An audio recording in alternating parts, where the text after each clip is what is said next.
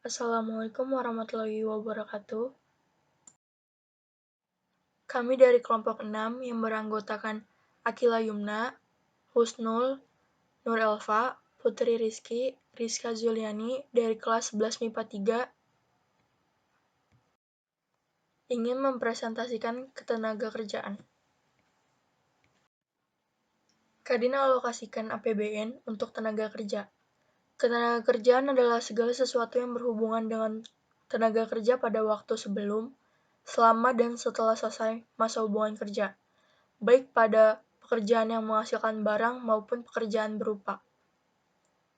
Kamar Dagang dan Industri atau Kadin Indonesia meminta pemerintah mempunyai sikap yang jelas mengenai program perluasan lapangan kerja dan penyerapan tenaga kerja. Kadin menilai masalah pokok saat ini adalah berkurangnya daya serap tenaga kerja oleh dunia usaha, khususnya tenaga kerja formal.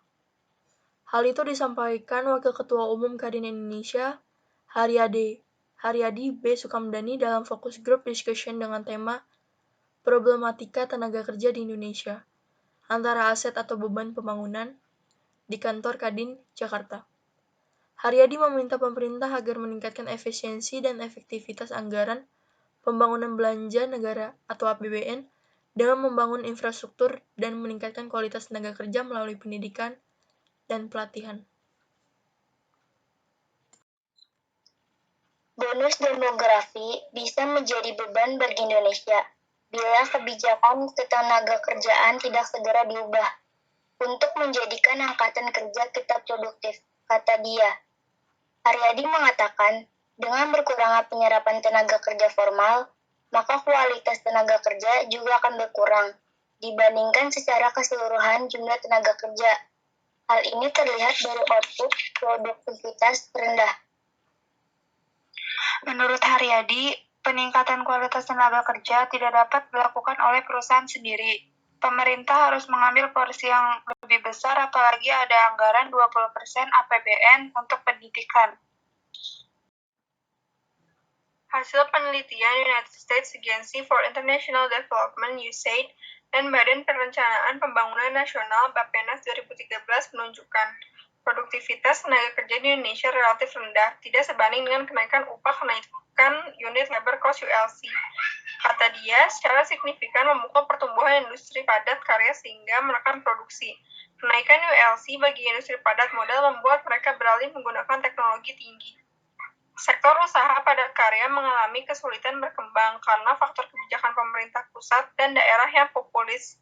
Dilatar belakangi pertimbangan politis, tekanan serikat pekerja, kenaikan biaya produksi, dan persaingan global.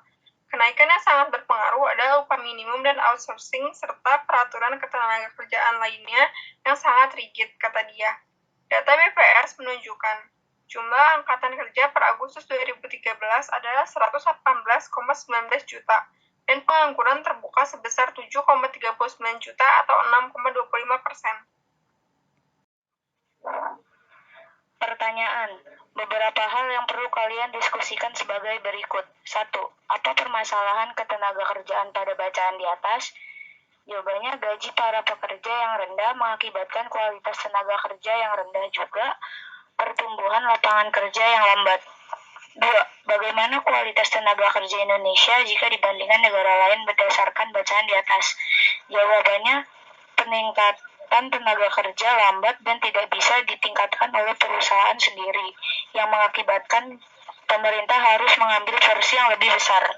3. Bagaimana peningkatan kualitas tenaga kerja yang dilakukan untuk menghadapi persaingan global? Jawabannya, kebijakan yang sangat berpengaruh pada upah minimum dan outsourcing serta peraturan ketenagakerjaan lainnya sangat rigid. Sekian dari kelompok kami. Mohon maaf bila ada salah kata. Wassalamualaikum warahmatullahi wabarakatuh.